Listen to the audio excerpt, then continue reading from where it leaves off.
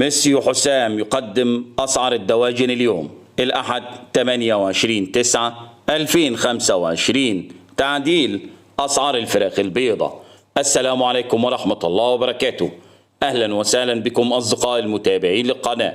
لو لسه بتشوف القناة لأول مرة فضلا وليس أمرا اعمل لايك للفيديو واعمل اشتراك للقناة عشان يوصلك كل جديد. سعر البط البلدي في المزرعة 130 جنيه للكيلو.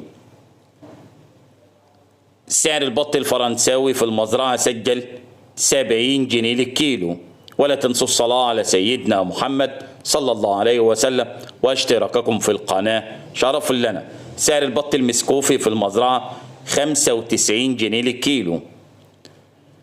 سعر البط المولار في المزرعة سجل 75 جنيه للكيلو. سعر الديك الرومي الأبيض في المزرعة سجل 100 جنيه للكيلو. سعر الديك الرومي الأسمر البلدي في المزرعة سجل 130 جنيه للكيلو.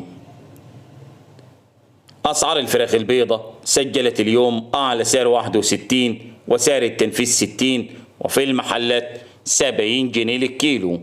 أسعار الفراخ الساسو سجلت اليوم أعلى سعر 101 وأقل سعر 100 جنيه وفي المحلات 110.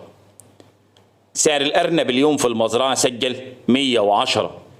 سعر الفراخ البلد الحر في المزرعة سجل 108. والسلام عليكم.